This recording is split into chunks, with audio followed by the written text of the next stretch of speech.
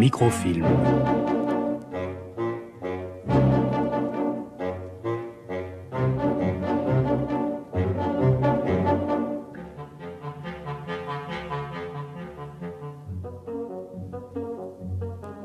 Microfilm, bonsoir. Après d'innombrables aventures, elles-mêmes rivettiennes, la rencontre au sommet avec Jacques Rivette a lieu. Alors elle a lieu d'autant plus agréablement que le film dont il est question, La Bande des Quatre, marche. Et on est vraiment très content qu'un film qui commence modestement gagne en seconde semaine, puis en troisième semaine, ce qui prouve que c'est bien le cinéma.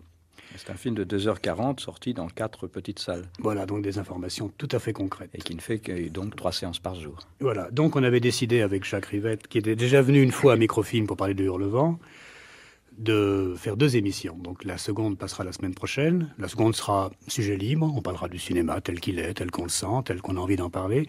La première sera évidemment consacrée au film, qui est déjà dans les salles, qui est, à mon avis, alors là je dis d'emblée, comme ça, d'entrée de jeu, à mon avis, le meilleur film de Jacques Rivette depuis Le Pont du Nord, moi, qui est le film que j'aimais beaucoup. Et puis j'avais un peu des réticences sur les 2 d'après.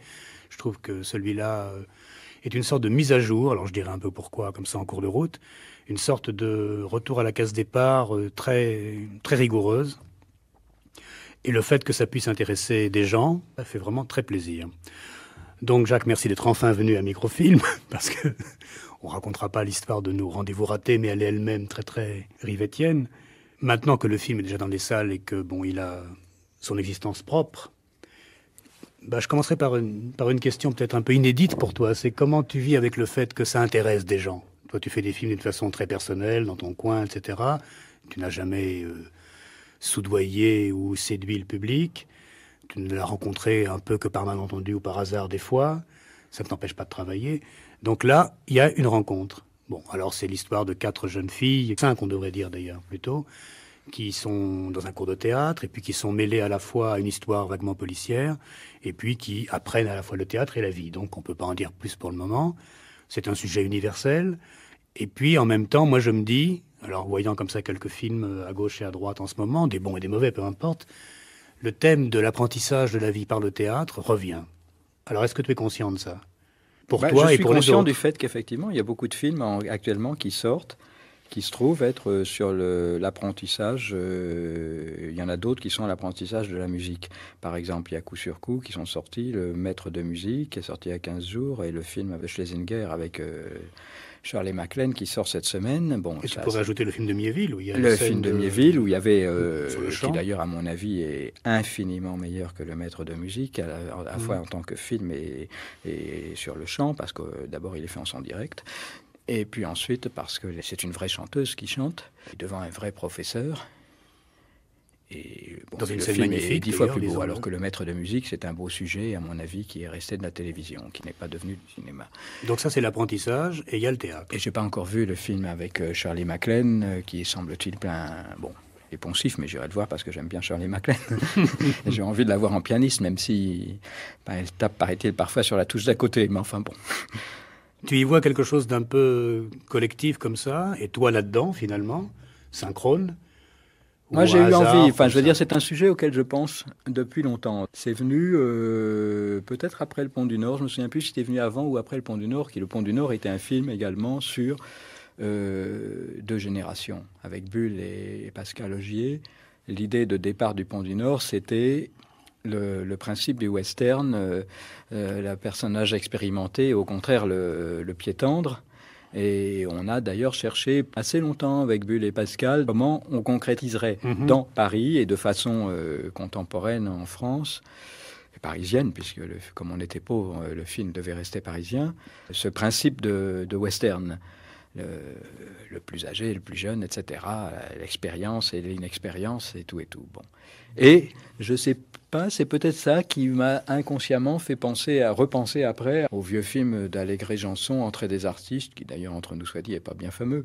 Mais enfin, bon, il y avait Jouvet qui faisait illusion et qui fait toujours illusion, même si les séquences que j'ai revues, c'est la seule chose que j'ai revue, c'est les séquences du cours de conservatoire de Jouvet. C'est dommage que ce soit la seule chose qui a été enregistrée de Jouvet faisant son cours au conservatoire, parce que C'est vraiment une caricature de ce qu'étaient les vrais cours de Jouvet, qu'on connaît par les 2 livres magnifiques publiés chez Gallimard, et le spectacle également magnifique de Brigitte Jacques, Elvire, Jouvet 40.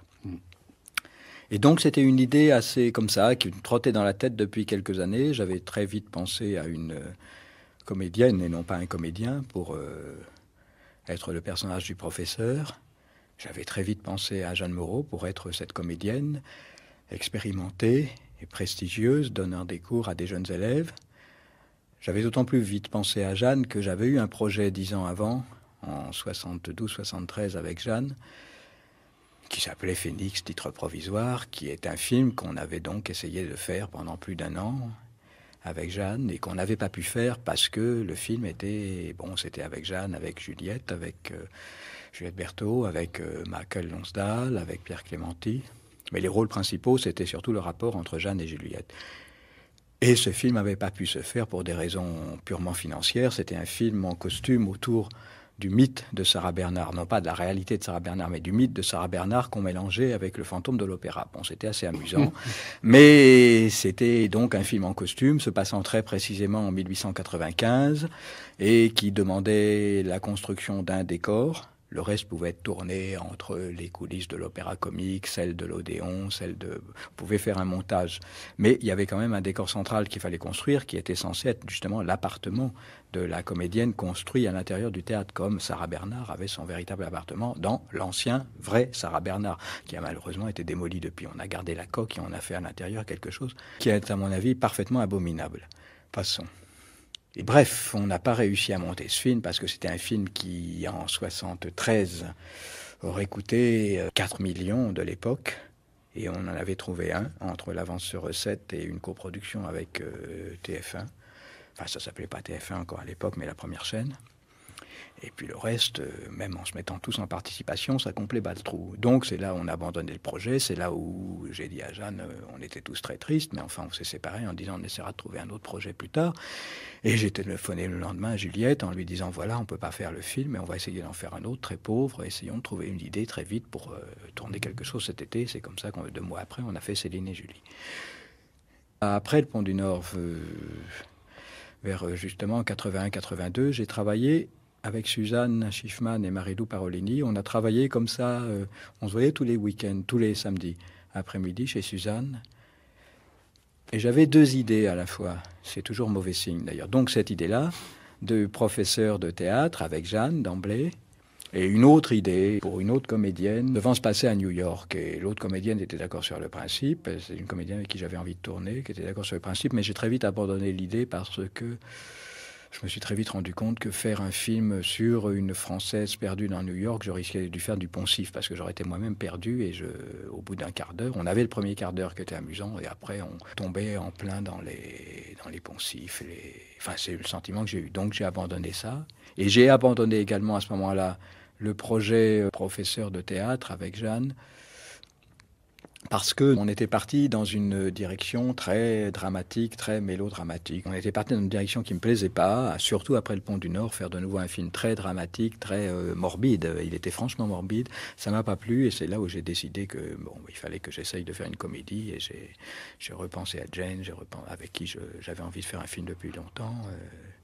Puis Jane, Géraldine, et donc on est parti sur le projet L'amour par terre, presque en contre-coup à la fois du Pont du Nord et de ce projet. Sur ce, le temps a passé. L'amour par terre, pour des raisons sur lesquelles on ne va pas revenir, a entraîné le projet Hurlevent. Ça peut paraître bizarre, mais c'est comme ça.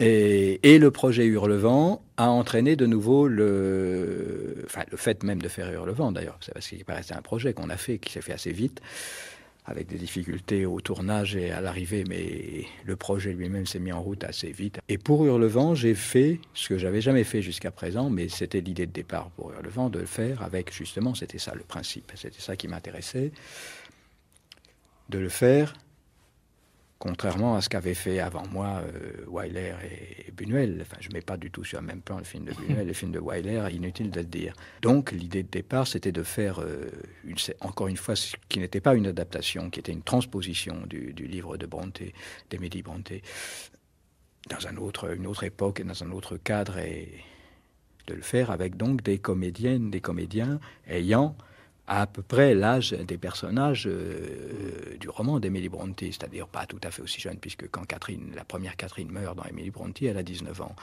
Et Heathcliff a 1 an de plus qu'elle seulement. Donc là, j'ai tourné avec mais quand même, j'ai cherché effectivement des comédiennes et des comédiens très jeunes, de 19-20 ans, pour faire justement les rôles principaux.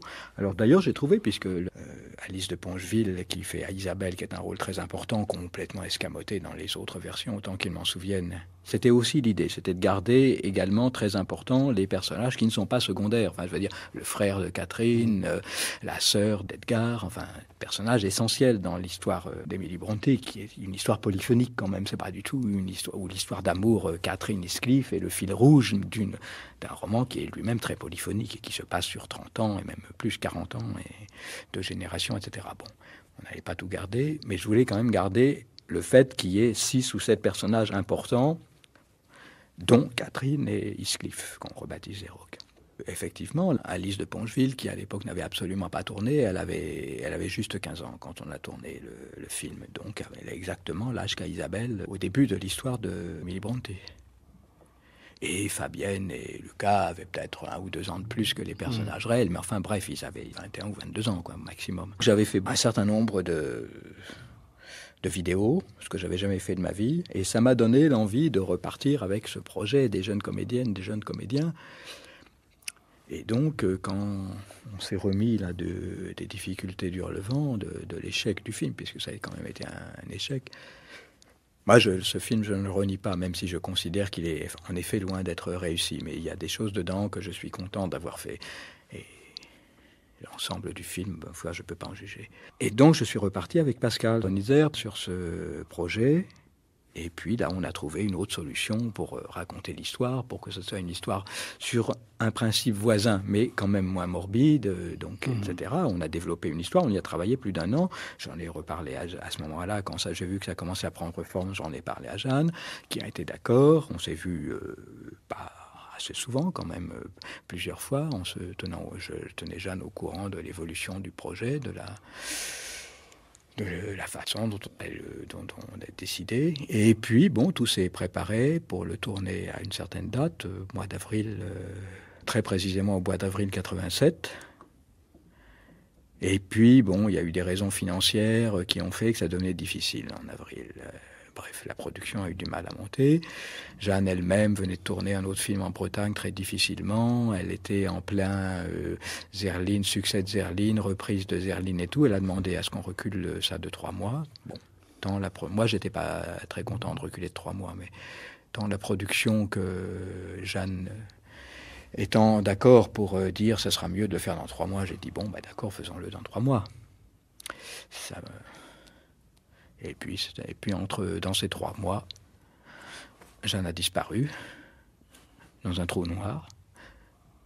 Mais elle est vraiment disparue dans un trou noir. J'ai eu aucune nouvelle. Et c'est son agent qui a téléphoné à Martine en disant un jour qu'elle cessait de faire le film, et puis sans explication. Et voilà, donc on a pris acte de ce fait. Je ne sais pas qui faisait qu'il n'y avait aucune raison de demander l'explication, puisque on ne nous la donnait pas. Enfin bref, passons.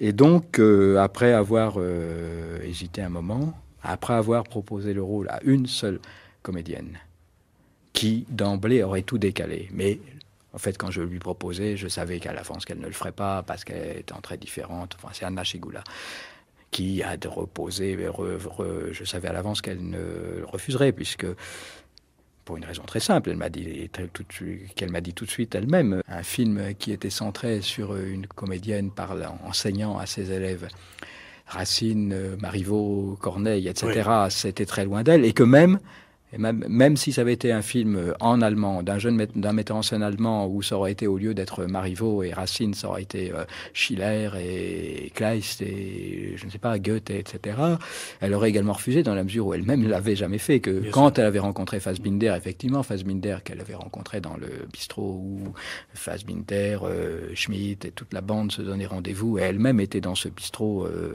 etc. Et c'est comme ça qu'elle a été engagée dans les premiers spectacles, dans l'arrière-salle du bistrot. Et après, il y a eu un stade où Fassbinder lui a dit, éventuellement, on va quand même voir dans un cours. Il l'a envoyé dans un cours, et puis elle s'est retrouvée à apprendre Pentésilée, et elle a fichu le camp. Elle dit, maintenant, effectivement, ça m'intéresserait de travailler Pentésilée, ce qu'elle fait d'ailleurs.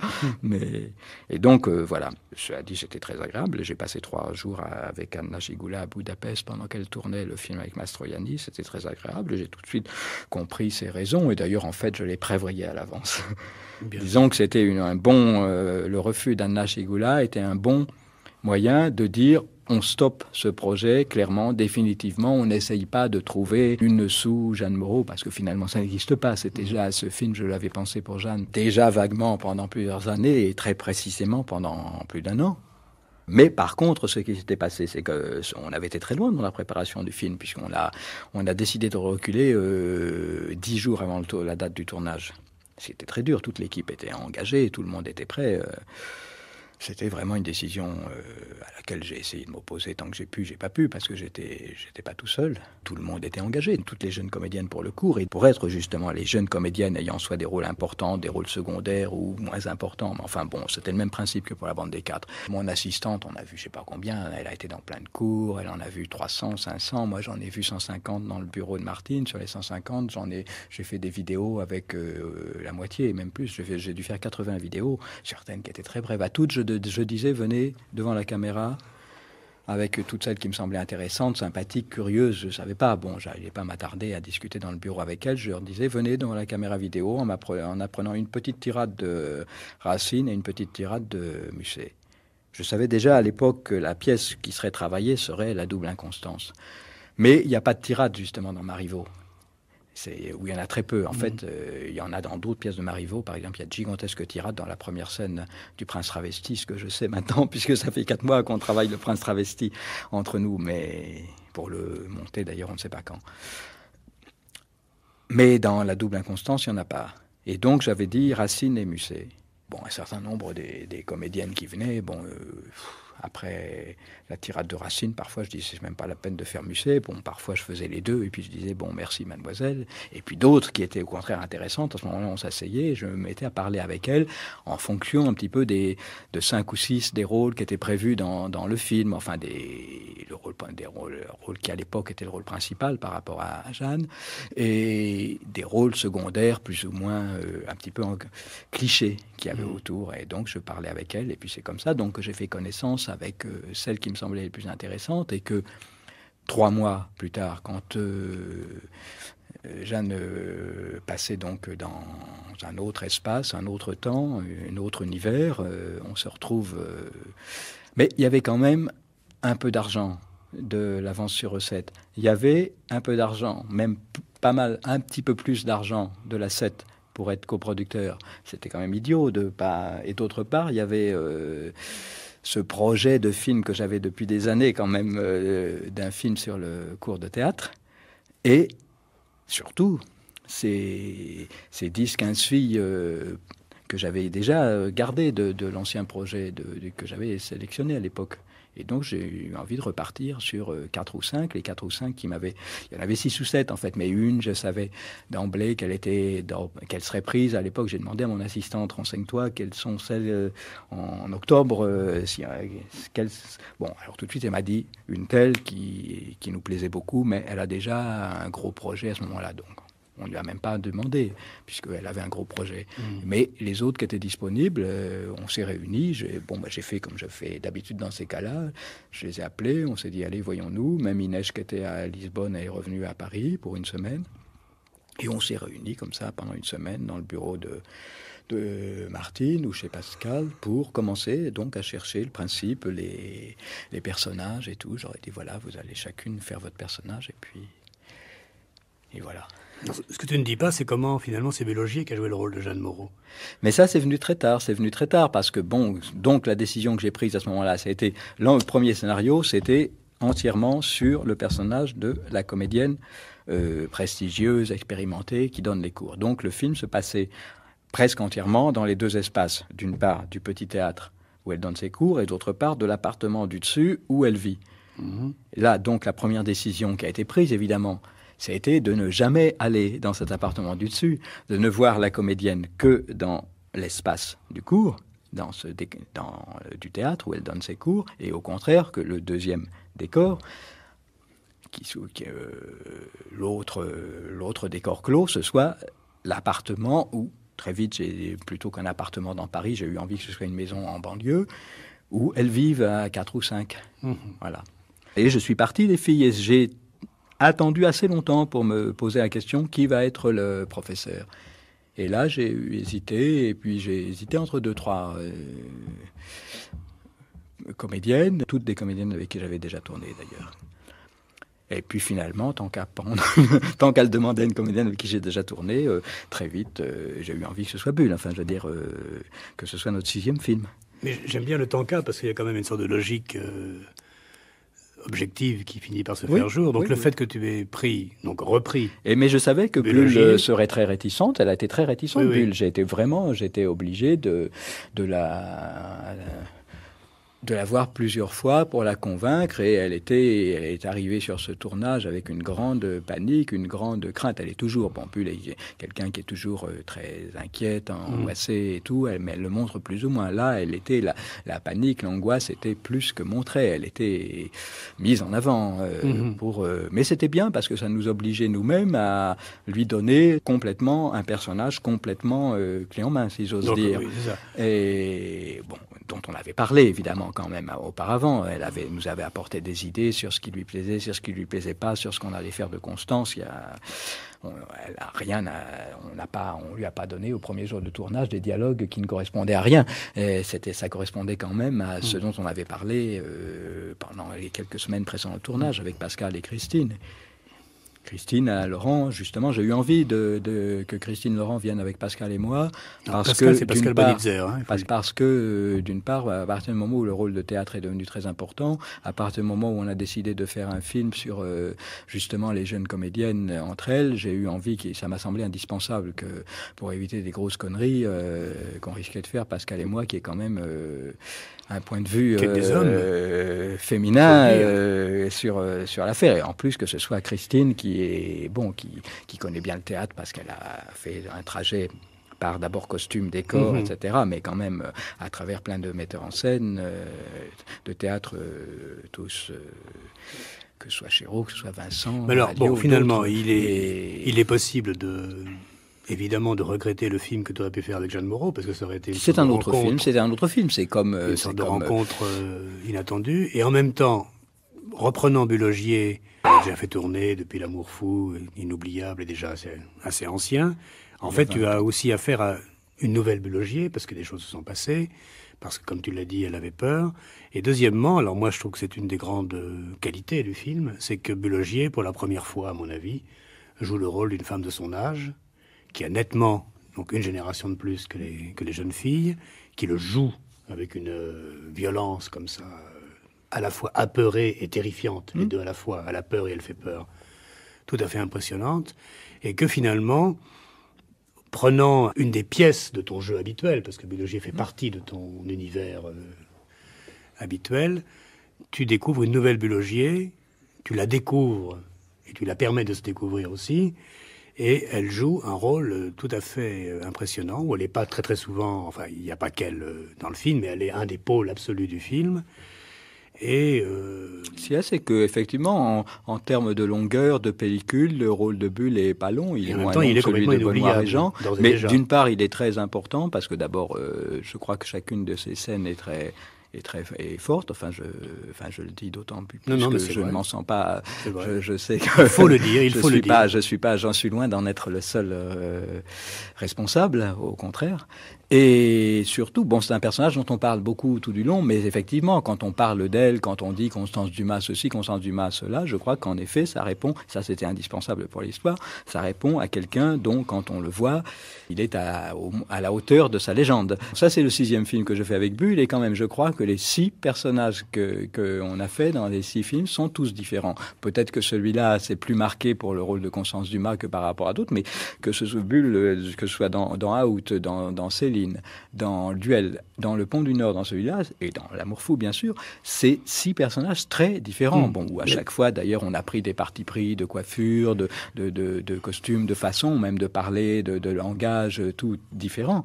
Et déjà, Le Pont du Nord était un personnage, bon, pas aussi marqué par rapport à l'âge réel que Constance Dumas, mais quand même volontairement. D'ailleurs, en plus, parce que c'était le principe du tournage, où Bull avait tourné. C'est la seule fois de tous les films que j'ai fait avec elle, et même, je crois, de tous les films qu'elle a jamais tournés, où Bull a tourné sans maquillage et sans coiffure, perruque ou postiche ajoutée, avec ses cheveux réels, parce que comme on tournait dehors, dans le vent, éventuellement sous la pluie, on n'a pas eu de pluie, mais on ne le savait pas à l'avance, mais on a eu beaucoup de vent par contre, et c'était pas possible. Donc, elle était avec une lumière, la lumière du jour, tout le temps, et rigoureusement sans autre maquillage qu'un maquillage de ville. Ce que je voulais dire, c'était que là, je prends un peu de recul. Les cinéastes de la Nouvelle Vague ont été toujours assimilés à une idée de jeunesse. C'était la jeunesse par rapport à la vieillesse dégoûtante des années 50. Mais évidemment, 30 ans après, eux-mêmes sont devenus plus vieux. Et il y a un truc extraordinairement... Excuse-moi, je fais une toute petite parenthèse. Les cinéastes de la Nouvelle Vague, il y avait Franju dedans, qui était loin d'être un jeune homme. C'était pas vraiment la Nouvelle Vague. T'exagères. Ah, il était... C'était une sorte d'oncle ou de pionnier ou de précurseur. Oui. Et par ailleurs, c'est quelqu'un qui ne s'intéressait pas aux acteurs. Donc, c'est pas du tout le problème que Truffaut, Godard, toi ou Romer avaient eu à affronter. C'est que non seulement vous avez commencé par, assez logiquement, raconter l'histoire de gens jeunes, mais qu'au fil des années, même si vous vieillissiez, et ça c'est un point commun aux 4, sauf que Truffaut est mort, c'est de continuer à s'intéresser aux jeunes. Or, il y a un moment où quelque chose est inévitable, c'est qu'il faut aussi intégrer dans les histoires qu'on raconte des gens dont on se sent plus proche puisqu'on vieillit. Donc ils sont des gens plus vieux. Or, ça me frappe terriblement que pour les 4 ou plutôt les 3 survivants surnommés, il y a une véritable réluctance, enfin une véritable peur, je crois, de filmer des gens plus vieux qu'eux, ou plus vieux que les autres. Et moi je pensais, alors c'est très personnel, mais on en parle très ouvertement, ça me gênait dans Hurlevent, ça me gênait un petit peu dans L'amour par terre, qu'il y avait un moment où c'était plus possible de continuer à célébrer par le film une génération, qu'elle soit des gens de 20 ans, de 30 ans, de 40 ans, et qu'il fallait, toi qui es un grand renoirien, tu le sais très bien, qu'il fallait renouer avec quelque chose qui avait été la force du grand cinéma classique, qui était de loger 3 générations dans la même histoire. Chose que les cinéastes aujourd'hui ont beaucoup de mal à faire. Et je trouve, alors moi, c'est une des raisons pour lesquelles j'aime beaucoup la bande des 4, c'est que pour la première fois, il y a une femme qui a un rôle très important, donc qui s'occupe de ce cours de théâtre, qui a son âge, qui est au-delà de 40 ans, qui est très impressionnante, qui terrifie, en tout cas qui a une sorte de charisme sur ces jeunes pensionnaires. Il y a aussi un garçon dont on va parler après, qui est Benoît Régent, enfin qui est un homme, qui est un personnage formidable. Et je trouve que pour la première fois depuis assez longtemps, dans ce que tu fais au cinéma, il y a la prise en compte, je dirais, alors pour être un peu vulgaire et provocant, de la biologie. C'est-à-dire le temps passe. Et à mon avis, la force du film, et peut-être l'une des raisons pour lesquelles tout d'un coup il rencontre plus le public que les films d'avant, c'est qu'on peut se reconnaître, ou on peut se situer, on peut se repérer comme individu dans une histoire où il y a évidemment 20 ans de différence d'âge, et c'est plus le compagnonnage, la camaraderie sympathique, la bande gaucho, la bande de théâtreuses, dont tu as tiré les plus beaux effets, mais qui aujourd'hui, quand même, évidemment, n'est plus aussi évident qu'avant. Alors, je ne sais pas si c'est pas une question que je te pose, mais est-ce que tu ne penses pas que là, tu as résolu quelque chose par lequel il fallait finalement passer? C'est-à-dire un homme et une femme, 2 adultes, 5 adolescentes plus d'autres, et puis off, le réel, le social, le terrorisme, la politique, bon, ce que tu as toujours continué à suivre, mais disons d'un regard de biais. Est-ce qu'il n'y a pas une sorte de régularisation de la situation?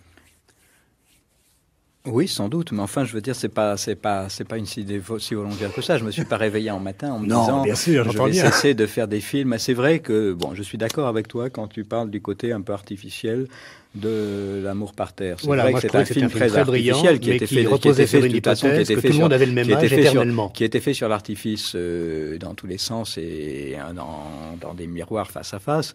Bon, L'amour par terre, de toute façon, moi j'aimerais un jour qu'on montre quand même la vraie version de L'amour par terre qui durait 3 heures en fait. La version qui est sortie est une version de 2 heures qui donnerait un ton différent de l'ensemble. C'est un film qui est moins systématique dans la version de 3 heures, dans la version de 2 heures, mais ça ne change pas ce dont tu parles, parce qu'il y a effectivement un personnage un peu plus jeune qui joue un rôle plus important dans cette version de 3 heures, mais qu'on n'a pas complètement réussi. Donc, justement, on n'a pas... Bon, c'est vrai que, de toute façon, c'était un film qui était entièrement fait sur l'artifice du début à la fin. C'était presque je ne dirais pas le sujet, mais en tout cas... Ah oui, c'était le sujet même du film. Ah oui. Et Hurlevent, ce qui m'avait intéressé dans Hurlevent, c'était au contraire... Tout le monde très jeune. Très jeune dans la mesure où on ne gardait que la première moitié du roman d'Émilie Brontë, non pas que la deuxième partie ne soit pas très belle, mais alors là, du coup, il aurait fallu envisager un film de 6 heures, on n'en avait pas la possibilité économique, et ça aurait posé des problèmes, en plus, les problèmes qui se posent, qui sont pratiquement toujours insolubles, comment montrer un personnage d'abord à 20 ans et ensuite à 40 ans, sans faire d'affreux maquillages, ou de prendre un autre acteur qui ressemble pas vraiment au premier, ou des choses comme ça. On aurait eu ce problème-là pour le personnage Heathcliff Rock, qui est quand même le personnage central. Les autres, non, ils meurent ou on les voit moins. Si, il y a Edgar quand même qui est dans les 2 parties aussi, qui vieillit également. Donc, Hurlevent, c'était le principe même du film, pour être justement, essayer d'être fidèle à ce côté-là, ce point-là du roman d'Émilie Brontë. Non, là, j'ai eu le sentiment plutôt de renouer, comme je te le disais tout à l'heure, avec le principe pris d'une autre façon, bien entendu de façon plus systématique, plus concrète, plus quotidienne, mais à l'intérieur quand même d'un contexte extrêmement étroit, puisque les cours de théâtre, on peut dire que c'est une micro-société. Donc on essaye d'en faire une métaphore, ce qu'on a essayé de faire d'une société plus large.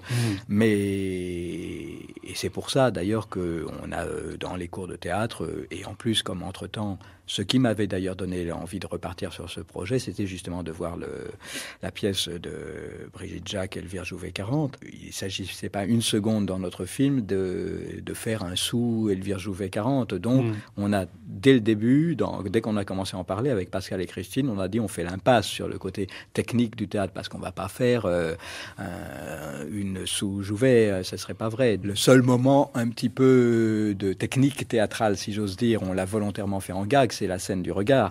Et le reste, on s'est dit, Constance Dumas, dans ce qu'on verra de cours, ne parlera que de morale à ses élèves, et pour leur dire 3-4 choses très simples, très précises, d'ailleurs des choses très utiles pour justement, non pas passer une audition 6 mois après devant un metteur en scène, mais pour au contraire avoir une vraie vie de comédienne pendant 30 ans ou 40 ans, c'est-à-dire comment vivre sa vie avec le théâtre, avec ce que ça représente, 3 ou 4 choses que je crois vraies, enfin, pour effectivement avoir une vie de comédienne, mais qui justement, comme ce sont des choses très générales, je crois qu'elles peuvent aussi, et c'était ça qui m'intéressait dans ces 3 ou 4 sentences pratiquement, puisque c'est presque des sentences cornéliennes, ou enfin, en tout cas classiques, qui donc peuvent éventuellement faire écho dans la vie des personnes qui ont des vies privées très différentes, qui travaillent dans un bureau ou qui vendent des chaussures ou j'en sais rien. Bon, je crois qu'il n'y a pas 36 formules. Absolument, oui. Il n'y en a que quelques-unes. Alors, je ne dis pas que Constance dit tout sur la vie et comment vivre et comment survivre, mais elle dit 2-3 choses, encore comme dit Jean-Luc, 2-3 choses qui sont bonnes à savoir. Alors moi j'ai une théorie sur le film, c'est pas une théorie, je trouve que ce qui est beau dans ce film, c'est 2 choses. D'abord, dans sa durée donc concrète, donc on est spectateur, on voit le film, il se déroule, c'est qu'on n'est jamais totalement pris, et en même temps, on ne peut pas ne pas avoir envie de voir la séquence d'après. Donc c'est un film dont le sujet serait la curiosité. Comme on dit, c'est un vilain défaut, ou au contraire, c'est la base même de toute démarche intellectuelle. Donc, on voit jusqu'au bout ce film dont on sent très bien en cours de route qu'il n'y aura pas de mot de la fin. En plus, quand on te connaît un peu, on sait qu'il n'y en aura a fortiori pas. Néanmoins, on s'en voudrait de partir avant la fin. Il y en a un quand même. Oui, mais il est très il est très emblématique, disons. C'est pas... Il n'est pas nouveau, il fait partie également des formules de base. Voilà, c'est plutôt, on finit par un des deux, The show must go on. Effectivement, c'est pas nous qui avons inventé The show must go on. Voilà, on n'a pas inventé ni Cécile B2000, ni Renoir. Ils l'ont fait avant nous. Deuxièmement, il y a quelque chose que je trouve formidable. Alors, c'est toujours dans ce que j'appellerais la topobiologie de ton film. C'est qu'on a parlé un petit peu des jeunes comédiennes, on a parlé un petit peu de Constance. Il y a un autre personnage dans le film qui est tout à fait réussi, qui est joué par Benoît Régent. Je dirais pas quel rôle il joue, parce qu'il a tellement de prénoms. Enfin, c'est Thomas, je crois. Le vrai, c'est Thomas. Le vrai, c'est Thomas. Celui, en tout cas, qu'il a sur la carte de policier qu'il montre à Joyce. Mais on peut penser, comme il nous a dit avant qu'il était très fort pour faire des faux papiers, on peut penser aussi que cette carte de policier est fausse également. Voilà. Donc, on a le droit si tu veux, s'il y a un cliché qui circule sur toi et sur les films que tu fais, c'est cinéma et théâtre. Alors bon, d'accord, je sais bien que tu aimes beaucoup le théâtre et que tu es fou de cinéma, mais ça me paraît plus compliqué que ça. C'est-à-dire que dans le film, il y a quelqu'un qui, plus que représente le théâtre, qui incarne le théâtre, qui est la femme. Et ce qui caractérise le théâtre, contrairement à ce qu'on pourrait croire, c'est que c'est vraiment pas l'espace du jeu et l'espace du double et l'espace du masque, c'est le sérieux absolu, c'est la morale. Et puis il y a un autre espace qui est l'espace propre du cinéma, qui est de l'autre côté donc, de la barrière, qui est représenté par Benoît Régent, qui lui joue tous les tours du cinéma. C'est-à-dire qu'il est métamorphique, il change d'identité, il est à la fois séducteur, mais c'est pas un personnage très très phallique, il est en même temps fort et faible, il finit par prendre des coups terribles, et il est le cinéma, donc masculin, le cinéma du côté masculin, rentrant en collision avec le théâtre comme force de résistance absolue, emblématisé par Bulogier, et au milieu, il y a les filles qui hésitent entre le cinéma et le théâtre. Et ce qui est beau dans le film, c'est que l'hésitation est la seule vérité, c'est l'hésitation. C'est-à-dire qu'il n'y a pas plus de vérité dans un coin que dans l'autre. Il n'y a pas de scène commune entre Benoît Régent et Bulogier. Il y a simplement ces filles qui hésitent, puisqu'elles sont l'une après l'autre, à la fois séduites, circonscrites, sollicitées, etc., par ce type qui est un véritable caméléon. Et je pensais que c'était une façon extraordinaire de dire oui, théâtre et cinéma, d'accord, mais après tout, Wells disait que le seul sujet du cinéma, c'était le théâtre, donc c'est pas une idée complètement nouvelle. Mais voilà à quelles conditions aujourd'hui, en 89, moi, Jacques Rivette, je raconte une histoire où il y a deux pôles, deux adultes, et t'aimes pas beaucoup les adultes, hein, en général, tu les fuis, adultes, responsables, l'un joue, mais c'est son métier, l'autre fait jouer, mais c'est son métier, et entre les deux, des filles très jeunes qui hésitent. Et je trouvais que cette sorte de topologie comme ça fonctionnait à 100%. Alors je ne sais pas si tu peux te reconnaître dans ce que je dis, c'est-à-dire le cinéma c'est le jeu, au sens ludique alors, et le théâtre c'est vraiment du sérieux. La façon dont tu résumes le film, je ne peux qu'être d'accord parce que c'était effectivement la matrice de base. Moi, quand je pars dans un film, on sait que j'écris pas de scénario. Je n'écris pas, j'ai horreur depuis 20 ans, depuis même plus, depuis L'amour fou, du ce qu'on appelle habituellement le scénario. En fait, ce que les Américains appellent plus précisément le screenplay. Moi, je suis au contraire très partisan du scénario, mais dans le sens commedia dell'arte, c'est-à-dire la liste, le catalogue, l'énumération des scènes qui doivent être faites et de leur succession logique. Et c'est ça que j'essaye d'avoir au début d'un film. Je ne pars jamais, même Out, qui est le plus improvisé de tous les films, celui qui jouait sur l'impro sauvage, on avait au départ cette matrice, justement, la liste des séquences à tourner. Simplement, on ne savait pas très bien dans quel ordre on les mettrait après. Mais passons, on ne va pas... Et donc, au départ d'un film, pour moi, je sais que je peux partir, à tort ou à raison, dans un tournage, quand j'ai justement... cette matrice, enfin, d'une part, la liste des séquences, mais également avec une sorte de schéma mental. Et là, effectivement, le schéma mental, c'était les deux pôles qui, donc, ne se rencontraient jamais, puisque l'un positif, l'autre négatif. D'ailleurs, on ne sait pas, chacun d'eux est positif et négatif. À chaque fois, ça s'échange. Les électricités s'échangent. C'est un champ magnétique. C'est un champ magnétique. Et entre eux, et effectivement, entre les deux, pour reprendre des métaphores basiniennes, les 5 filles principales, enfin, surtout les 4, puisque Nathalie, Cécile est en dehors, justement, de ce jeu de Thomas. Et elle est l'enjeu, elle n'est pas prise dans le... Elle n'est pas... les autres qui sont donc ces fameuses particules de limaille de fer qui sont dans le champ, puisque cette métaphore des champs magnétiques, c'est une des métaphores que Bazin a le plus utilisée et de façon toujours très juste. En effet, le cinéma fonctionne sur des champs magnétiques. Je crois qu'en effet, quand on fait des films, c'est ce qu'on essaye au départ d'avoir. Et des cinéastes aussi différents que Hitchcock ou Rossellini, oui, la métaphore fonctionne parce que un film, c'est de l'électricité aussi. Alors, moi je pense qu'il faut arrêter la première émission avec Jacques Rivette sur cette phrase admirable. Il y a des champs magnétiques, un film c'est l'électricité aussi, virgule aussi. Je pense qu'on va en reparler la semaine prochaine, parce que là on commence à parler vraiment de cinéma. Donc merci Jacques Rivette et à la semaine prochaine.